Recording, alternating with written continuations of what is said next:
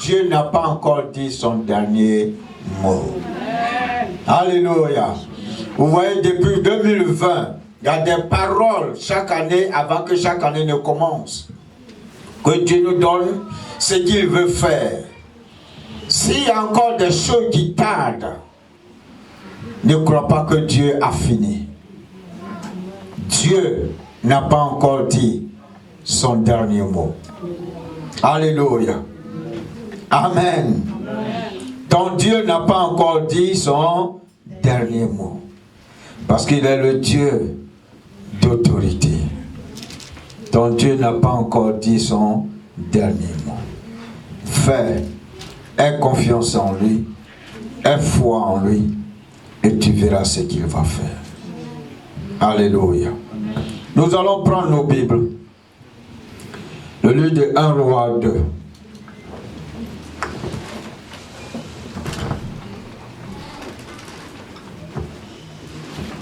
1 Roi 2.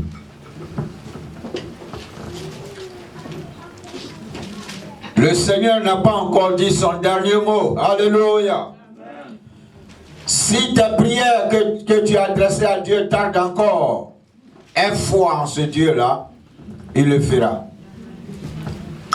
Nous allons lire le chapitre de 1 Roi 2, du verset 1 jusqu'au verset 4. Alléluia, j'ai lu la parole de Dieu. David approchait du moment de sa mort et il donna ses ordres à Salomon, son fils, en disant: je m'en vais par le chemin de toute la terre. Fortifie-toi et sois un homme. Observe le commandement de l'Éternel, ton Dieu, en marchant dans ses voies et en gardant ses lois, ses ordonnances, ses jugements et ses préceptes, selon ce qui est écrit dans la loi de Moïse, afin que tu réussisses dans tout ce que tu feras et partout où tu te tourneras, et afin que l'Éternel accomplisse cette parole qu'il a prononcée sur moi. Si tes fils prennent garde à leur voie, en marchant avec fidélité devant moi, de tout leur cœur et de toute leur âme, tu ne manqueras jamais d'un successeur sur le trône d'Israël. Amen. Alléluia. Faut dire, Dieu n'a pas encore dit son dernier mot. Amen. Voici notre serviteur David, le serviteur de l'Éternel, qui a donné instruction à son fils. Il a tellement marché avec Dieu, et que Dieu, dans toute sa plénitude, a toujours mentionné le nom de David. Mais David a instruit ses enfants selon les principes et les lois de Dieu. Amen. Et voici son fils à qui il s'adresse en lui donnant des conseils. Pour dire, si tu veux réussir dans la vie, fais les choses de Dieu. C'est alors que tu réussiras. Si tu veux voir la main de Dieu se manifester, fais les choses de Dieu. Et tu verras cela s'accomplir. Alléluia. Alléluia. Amen. Donc, bien aimé, comme je le disais, parce que David a instruit ses enfants selon les principes et les préceptes de la parole de Dieu. Salomon reçoit les derniers conseils de son père avant de mourir. Il dit à son fils: si tu veux réussir dans ta vie, parce que j'ai dit à Dieu, je vais lui bâtir un temple. Et Dieu m'a dit, non, ce n'est pas toi qui dois le faire, mais c'est ton fils qui va le faire. Pour que tu puisses amener ce plan à l'accomplissement, ne te détache pas de la parole de Dieu. Ne te détache pas de Dieu. Ne t'éloigne pas des préceptes de Dieu. C'est alors que tu verras la main de Dieu se manifester. C'est alors que ton trône sera affermi.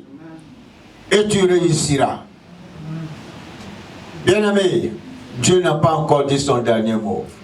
Si tu t'attaches à lui, tu attendras le dernier mot de Dieu. Si tu t'attaches au Seigneur, tu verras le dernier mot que Dieu a prononcé sur toi. Mais quand nous prenons le livre de 2 Chroniques, ce que Salomon a fait, 2 Chroniques 7, vous voyez, quand nous lisons à partir du chapitre 6 jusqu'au chapitre 7, d'abord au chapitre 6, parce que Salomon a écouté le conseil de son père David. Et qu'est-ce qu'il a fait? Il a mobilisé tout le peuple pour bâtir le temple de Dieu. Alléluia. Quand il a bâti le temple de Dieu, il a fait ses prières. Il dit, ce lieu qui a été dédié à toi, toi qui es le Dieu immense, si grand, c'est pas le lieu où tu dois habiter parce que ton immensité est trop puissante. Mais je le fais pour les hommes. Quiconque viendra dans ce lieu et invoquera ton nom, qu'il soit exaucé. Quel que soit le lieu de provenance, mais aussi longtemps qu'il associera ton nom dans ce temple, Seigneur, écoute-le et exauce-le. Mais quand nous prenons le chapitre 7, on va lire ça. On va lire le premier verset jusqu'au verset 3. Et après, nous allons... Non, jusqu'au verset 5. On va amener ça au verset 7. Amen. Et une fois, on aura fini de lire le verset 1 jusqu'à 6. On va prendre le verset 14. Amen. Et nous allons terminer vers le verset 20. Alléluia. Amen. Donc on va parcourir doucement pour progresser. Amen. Vas-y. Lorsque Salomon eut achevé de prier, le feu descendit du ciel et consuma l'holocauste et les sacrifices. Et la gloire de l'Éternel remplit la maison. Les sacrificateurs ne pouvaient entrer dans la maison de l'Éternel, car la gloire de l'Éternel remplissait la maison de l'Éternel. Tous les enfants d'Israël virent descendre le feu et la gloire de l'Éternel sur la maison. Ils s'inclinaient le visage contre terre sur le pavé, se prosternaient et louaient l'Éternel en disant, car il est bon, car sa majesté, sa miséricorde dure à toujours. Le roi et tout le peuple offrirent des sacrifices devant l'Éternel. Le roi immola 22 000 bœufs et 120 000 brebis. Ainsi, le roi et tout le peuple fit la dédicace de la maison de Dieu. Les sacrificateurs se tenaient à leur poste, et les Lévites aussi, avec les instruments faits à l'honneur de l'Éternel par le roi David, pour le chant des louanges de l'Éternel. Lorsque David les chargea de célébrer l'Éternel en disant, car sa miséricorde dure à toujours, les sacrificateurs sonnaient des trompettes vis-à-vis d'eux, et tout Israël était là. Alléluia. Amen. Gloire à Dieu. Donc, bien aimé, vous voyez Salomon, non seulement il a bâti le temple de Dieu, mais pour bâtir le temple de Dieu, il va falloir que tu aies les moyens. Quand Salomon a lancé le mot d'ordre pour dire, il faut que le temple de Dieu soit bâti. Tout le peuple, en unité. Personne ne s'est dissocié de cela. Et ils ont bâti le temple de Dieu. Mais quand ils ont fini, ils se sont retrouvés. La Bible dit ici que Salomon a levé les mains vers Dieu pour dire, Éternel, voici ton lieu où tu dois demeurer. Au moment où il a levé les mains, la Bible dit la gloire de Dieu est descendue dans le temple. Et tous ceux qui étaient sont tombés leur face contre terre pour dire, c'est toi Dieu que nous reconnaissons. Amen. Amen. Amen. Mais quand il continue, chaque leader, chaque sacrificateur, chacun avait une position juste là où il devait être pour faire avancer les choses de Dieu. Il faut que nous comprenions que aussi longtemps que tu es à ton poste, aussi longtemps que tu es à ta position, aussi longtemps que tu te mets à part pour Dieu, aussi longtemps que tu te sanctifies, aussi longtemps que tu aimes ton frère et ta soeur qui est devant toi, Dieu ne manquera pas de t'exaucer. Alléluia. Alléluia. Chacun doit avoir sa position pour participer à la croissance de l'œuvre du Seigneur. Qu'aujourd'hui, ne trouvons pas d'excuses pour dire non, bon, je suis très occupé, non, je fais ceci, non, je fais cela. Cependant, quand ça ne va pas, tu tournes vers lui pour dire Seigneur, j'ai besoin de ceci. Mais qu'est-ce que tu as fait pour lui? Son œuvre est là. Il y a des frères, il y a des sœurs qui souffrent à la maison. Tu les soutiens en prière. Qu'est-ce que tu fais pour eux? Quand ils t'appellent dans le secret pour dire voici ce que je traverse, est-ce que tu ne publies pas ça aux autres? Mais tu tiens ça secret pour toi, pour lever ça devant Dieu. Bien-aimé, il est très important que nous nous mettions à part. C'est alors que quand tu cries à Dieu, tout ce qui pouvait te lier comme chaîne, le feu de Dieu vient consumer cela. Et ta liberté est totale. Donc Dieu n'a pas encore dit son dernier mot. Si tu t'attaches à lui, tu verras Dieu se manifester. Gloire à Dieu. Salomon a conduit tout le peuple devant la présence de Dieu. Dans l'humilité, dans la mise à part, dans l'obéissance, dans l'amour mutuel. Et ils sont arrivés là. Mais vous voyez, quand nous prenons à partir du verset 11, parce que Salomon aura suivi tous ces processus, qu'est-ce que Dieu va faire? Lis ça, ma fille. Amen. Lorsque Salomon eut achevé la maison de l'Éternel et la maison du roi, et qu'il eut réussi dans tout ce qu'il s'était proposé de faire dans la maison de l'Éternel et dans la maison du roi, l'Éternel apparut à Salomon. Alléluia, arrête-toi là.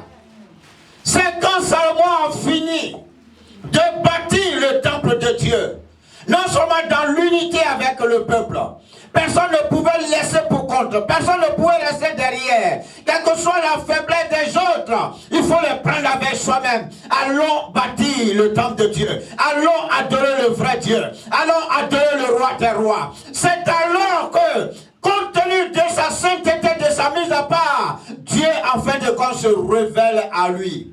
Donc si tu veux que Dieu te révèle à lui, à toi, pour dire le dernier mot, tu es obligé de commencer à aimer ton frère, à aimer l'œuvre de Dieu, à servir Dieu véritablement. Dieu n'apparaît pas les gens n'importe comment. Dieu là, il n'apparaît pas aux gens n'importe comment. Dieu apparaît aux gens, à ceux-là qui ont soif de lui. Dieu apparaît à ceux-là qui se dédient, qui se mettent à part pour son œuvre. Dieu apparaît à ceux-là qui crient nuit et jour pour lui. Dieu apparaît à ceux-là qui ont soif de soutenir et supporter les plus faibles, les plus délaissés, ceux qui n'ont pas de voix. Dieu apparaît à ces gens. Alléluia. La vie nouvelle dans laquelle nous sommes, cette œuvre, c'est pas l'œuvre du pasteur Boison ni des leaders seuls. C'est l'œuvre de chaque personne ici qui est sauvée, qui doit apporter sa pierre à l'édification et à la croissance de cette œuvre. Alléluia. Mais vous voyez, Dieu, après avoir, quand il s'est apparu à Salomon, qu'est-ce qu'il lui dit? Il lui donne des conseils, des préceptes à suivre désormais pour réussir. On lit ça, vas-y ma fille. Amen. J'exauce ta prière et je choisis ce lieu comme la maison où l'on devra m'offrir des sacrifices. Quand je fermerai le ciel et qu'il n'y aura point de pluie, quand j'ordonnerai aux sauterelles de consumer le pays, quand j'enverrai la peste parmi mon peuple, il dit, si mon peuple, si qui a invoqué mon nom, s'humilie, prie et cherche ma face, Et s'ils se détournent de toutes ces mauvaises voies, je les exaucerai des cieux. Amen. Amen. Donc ici, en un mot, Dieu est en train de dire à Salomon, pour dire aussi longtemps, si jamais quelqu'un a fauté, quelqu'un a fait une erreur, quelqu'un s'est détourné de moi et j'ai commencé à fermer le ciel, voici comment vous allez procéder. Fléchis les genoux ensemble. C'est là il dit, mon peuple ceux qui est invoqué mon nom, s'il s'humilie et cherche ma face, j'ouvrirai mes oreilles, j'ouvrirai mes yeux et je me disposerai à pouvoir renouer mon alliance avec elle. Alléluia. C'est très important que nous reconnaissions nos erreurs quelquefois. C'est là que Dieu vient nous relever. Il n'y a pas de honte dans ça. Amen. C'est quoi Dieu a toujours aimé David. Parce que David, quand il fait, on dit ça, c'est pas bon. Il dit, ah, pardon. David allait prendre la femme de, je ne sais pas qui, Uri. Et il prend conseil et prend de son homme de main. Et celui-là lui dit, mais il y a des gens qui ont fait telle chose. Il prend comme astuce, comme quelqu'un qui est en train de menacer une autre personne. Il dit, mais il y a des gens, ils ont des bœufs et ils vont prendre le mouton d'une seule personne, son seul mouton qu'il y a là. Pourtant, lui, il a les bœufs, il a les moutons. On ne sait pas ce que c'est. David va dire, non, mais cet homme mérite la mort. Et puis maintenant, il va lui dire, ah, tu as pris la femme d'un seul pourtant. Toi, tu en as pris beaucoup, mais tu continues d'arracher la femme des gens. David a dit vraiment, je demande pardon à Dieu. C'est un cœur. Sinon, si c'était quelqu'un d'autre là, je suis le roi. Quand j'ai parlé là, ici là, il n'y a pas quelqu'un derrière moi. Vous tous, vous taisez. Je fais ce que je veux. Mais quand la crainte de Dieu est dans le cœur de quelqu'un, quand tu es le choisi de Dieu, dès que quelque chose se passe, tu reconnais. La reconnaissance de ses erreurs est un facteur très important. Ce n'est pas de la faiblesse, c'est l'humilité. Ça élève les gens. Amen. David, pour un oui ou non, il reconnaissait ses erreurs. On doit arriver à ce stade. Donc Dieu est en train de dire à Salomon ici pour dire, tu as écouté le conseil de ton père David et tu as fait ce qui est juste. Maintenant je m'adresse à toi directement pour dire, ce peuple conduis-les, mais au cas où il y aura désobéissance, reconnaissez automatiquement votre faute. Et moi, je viendrai vous relever. Gloire à Dieu. Amen. Gloire à Dieu. Amen. Ici, à l'église où nous sommes, c'est pas parce que je suis le pasteur principal, donc je dois marcher sur les gens. Non, hein. Le Seigneur Jésus n'a pas fait ça. Il était dans le peuple. Partout le peuple, c'est-à-dire la foule là. Quand on parle de Jésus, on parle de foule. Pourquoi? Parce qu'il était un homme du terrain. Il était quelqu'un qui aimait. Il ne voulait pas que quelqu'un soit écarté. Sinon, il allait s'asseoir sur son trône pour dire non, allez faire ceci, allez faire cela. Celui qui veut m'approcher pour ouvrir les cahiers, 10 millions, 5 millions, avant de venir me rencontrer. Non.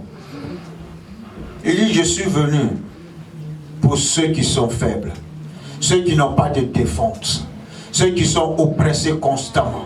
Ceux qui se croient leaders, supérieurs, marchent dessus. Il dit, je suis venu pour ceux-là, pour les racheter. Amen. Que nous soyons des gens qui ayons, sinon qui ont un cœur qui supporte, un cœur qui aime, un cœur qui encourage, un cœur qui n'abandonne pas, un cœur fidèle. Comme le Seigneur le disait, il dit, les hommes peuvent proclamer leur bonté. Moi, j'ai fait ceci. Moi, j'étais là. Si ce n'était pas moi, il n'y a rien qui devait être ceci. Mais il dit, un homme fidèle, qui le trouvera? La fidélité, il ne faut pas que cela nous fasse défaut. La loyauté, il ne faut pas que cela nous fasse défaut. Soyons des gens fidèles et loyaux. Et Dieu tournera sa face vers nous. Et il va nous apparaître pour dire, quand vous m'avez cherché, vous avez tout abandonné. Et à cause de moi, vous n'avez plus de vie. Alors me voici moi Dieu. Qu'est-ce que vous voulez demander et je vous donnerai. C'est là que la parole il dit, celui qui me cherche, celui qui demande, non seulement je l'exaucerai, mais je l'écouterai. Mais si tu me cherches de tout ton cœur. Jérémie 29, verset 11. Celui qui me cherche de tout son cœur. C'est-à-dire ton cœur là, il ne faut pas que ça soit, qu'il y ait de l'espace pour un peu de haine, un peu de méchanceté, un peu d'hypocrisie dedans. Mais que ça soit un cœur pur. Quand tu as parlé comme un bébé là, quand on t'a chicoté, tu pleures, quand il te dit reviens, tu reviens. On a vu la fois dernière Maron. Maron vient. Tu tires ses oreilles. Maman, va là-bas. Non, reviens. Mais est-ce qu'un adulte peut faire ça? Ça, c'est fini. Qu'on soit des gens qui nous aimons. Quand on s'aime, quand tu aimes Dieu, la Bible dit quoi? Dieu que tu ne vois pas et tu prétends l'aimer là. Ton frère qui est à côté de toi, aime-le. Tu ne vois pas Dieu qui est en haut. Et celui qui est fait à l'image de Dieu qui est à côté de toi, qui est assis à côté de toi, qui est ton frère, qui est ta soeur, qui est un membre de famille, qui est ton ami. Qu'est-ce que tu fais pour le ramener à Dieu? Le comportement, le caractère. On a besoin de changer. Gloire à Dieu. Amen. On a besoin d'avancer dans le service de Dieu. On a besoin d'exercer la miséricorde de Dieu. Peu importe la façon que tu veux être traité, mais aussi longtemps que tu le fais, que Dieu est heureux, sois heureux dans ton corps. S'il faut que tu abandonnes tout, si Dieu est heureux, tu es protégé, tu as la garantie. C'est le plus important. Amen. Amen. Amen. Amen. Quand nous prenons Ésaïe 58, le temps de jeûne, Dieu dit, au moment où vous jeûnez, vous frappez du poing, vous menacez, vous querellez. Il dit, ce n'est pas ce jeûne que je veux. Mais le jeûne que je veux, dénoue les liens de la servitude. Quand tu seras libéré de tous ces liens, tu verras que ton frère, c'est ton frère. Tu dois le traiter à l'image de toi-même ta vie. Il dit, quand tu crieras, je dirai, me voici. Dieu, pour le voir, il y a beaucoup de choses, il faut laisser. Et puis, il se présente à toi. Est-ce que quelqu'un m'a entendu? Amen. Pour voir Dieu, là, il faut laisser beaucoup de choses. Et puis, il va s'apparaître à toi. Sinon, tant que tu traînes tous ces chaînes-là, il dira, non, finis de les libérer d'abord. Sortons dans tout ce qui est passion dans lesquelles Dieu n'est pas. Amen. Amen. Ne laissons pas un seul groupe de personnes s'occuper des choses de Dieu. Et les autres ne viennent que pour chauffer les bancs, les chaises. Ils s'asseyent. Dès qu'ils ont fini, ils sont partis. Voilà Salomon. Dieu même l'a béni. Le jour où il prenait le trône, il a dit quoi à Dieu? Il dit, donne-moi la sagesse et l'intelligence pour que je conduise ce peuple. Parce que je ne sais pas comment je pourrais les diriger. Dieu a dit quoi? Il dit, comme tu n'as pas demandé que tes ennemis meurent, moi je te donne non seulement l'argent et l'or, mais l'intelligence et la sagesse. Gloire à Dieu. Donc vous voyez, quand tu parles selon les principes de Dieu, il y a beaucoup de choses que Dieu t'apporte qui te surprennent. Il y a des surprises que Dieu te fait. Ne sautons pas ces choses-là. C'est des principes de base. Tu es chrétien, respecte ça. Marche selon ça. Et tu verras la main de Dieu. Parce que souvent, on saute tous ces principes-là. Et puis on arrive, on ferme les yeux. Oui, allez, il n'y a pas de parole. Oh, la Bible dit, Dieu envoya sa parole qui guérit les gens. Quand le message n'est pas fait, et puis tu parles de non, tu prends le micro, Dieu m'a dit, et Dieu m'a dit, et puis tu as fini, tu dis amen, et puis tout le monde rentre à la maison. Non, c'est la parole. Quand tu finis de la porter et que tu engages le temps de prière, le Saint-Esprit fait son action. Il faut que nous nous habituions à ça. Il faut qu'on apprenne ça. Parce que cette assemblée-là, c'est une assemblée surnaturelle. Amen. On ne marche pas dans quoi que ce soit. C'est quoi? On doit toujours se sélectionner, se mettre à part pour avancer, pour marcher ensemble. Si on le fait, on verra comment Dieu suscitera des gens.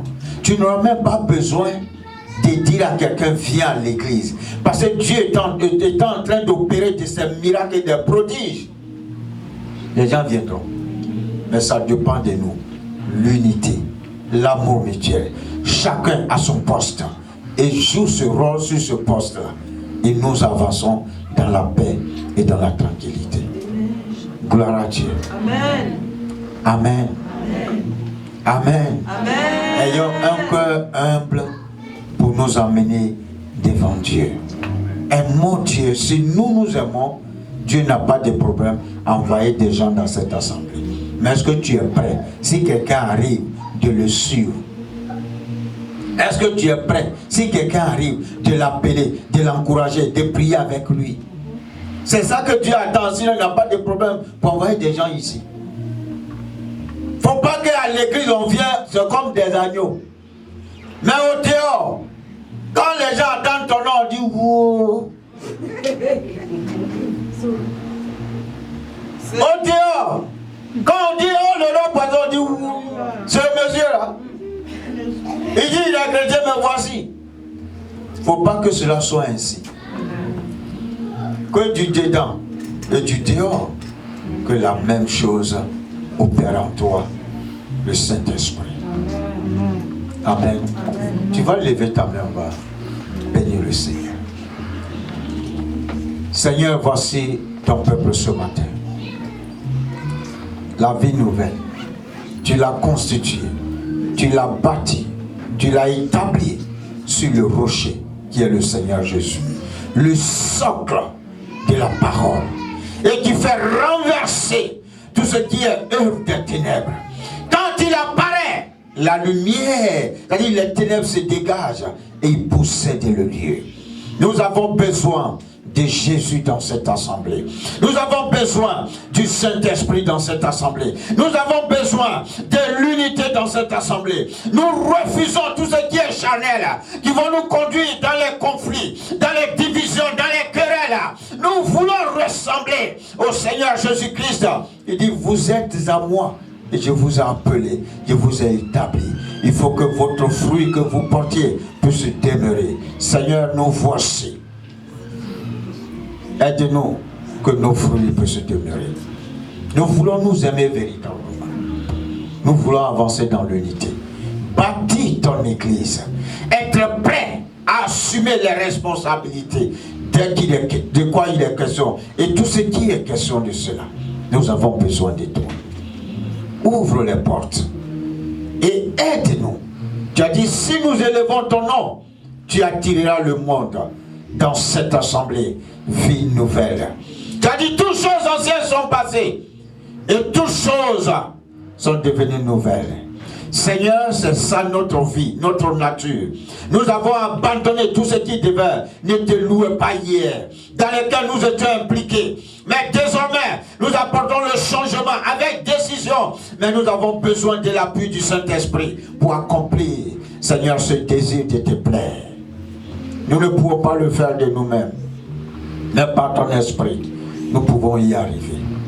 Viens, demeure dans cette assemblée. Viens, et que ta gloire descende dans cette assemblée. Et que chacun sache qu'il est devant toi et dans ta présence. Afin que la grandeur que chaque personne cherche, les portes s'ouvriront. Les portes s'ouvriront. Les portes s'ouvriront. C'est quoi je vous disais, Dieu n'a pas dit son dernier mot.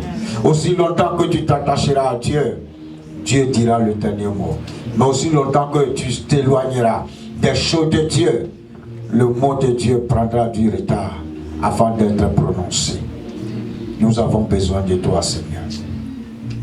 Visitez cette assemblée et daigne de nous unir davantage pour la gloire de ton nom. Au nom de Jésus. Merci pour cette semaine, notre Dieu. Merci pour ce mois d'octobre. Notre Dieu, tu as dit dans l'année, il y a 12 portes. Et la porte d'octobre vient de s'ouvrir. Nous sommes rentrés. Tout ce qui est dedans doit nous conduire dans la stabilité, dans la paix, dans la croissance, dans l'élévation, dans la protection. Et que tout ce qui est œuvre pour apporter la division, la confusion, l'instabilité dans notre vie, pour nous sortir de ta présence. Seigneur, le mois d'octobre, nous possédons cela et nous le mettons sous nos pieds et nous déclarons que la faveur continue de nous accompagner pendant ce mois d'octobre, que la gloire de Dieu nous envahit pendant le mois d'octobre. Et là où nous arrivons, Seigneur, nous possédons les lieux au nom de Jésus. Notre Dieu, nous avons besoin de toi. Et le mois d'octobre, là où nos noms sont invoqués, sont inscrits dans les administrations, Seigneur, le changement selon tes principes et selon ta volonté, nous avons besoin de toi. Que ce mois d'octobre n'emporte personne. Nous vivrons et nous te servirons jusqu'à ton retour. Au contraire, fais croître cette œuvre pour la gloire de ton Saint-Nom, Seigneur. Nous avons besoin de toi. Sans toi, à qui irions-nous? Nous n'avons personne. Nos parents nous ont rejetés. Nos maris nous ont abandonnés. Nos femmes nous ont abandonnés. Nos enfants nous ont abandonnés. C'est toi seul que nous avons. Pourquoi tu as dit, invoque-moi et je te répondrai. Si tu m'invoques de tout ton cœur, de toute ton âme. Seigneur, je remets la vie nouvelle entre tes mains. Les leaders, les membres, les enfants, la jeunesse, les mamans, les hommes. Dieu, règne dans cette assemblée. Nous voulons voir ta gloire. Nous voulons voir ta gloire et témoigner de tes bienfaits. Au nom de Jésus, que Dieu vous bénisse. Amen. C'est le feu du Saint-Esprit, comme le jour de la Pentecôte. L'Esprit brûle en moi, il y a un feu qui brûle en moi, c'est le feu du Saint-Esprit, comme le jour de la Pentecôte. Saint-Esprit brûle en moi.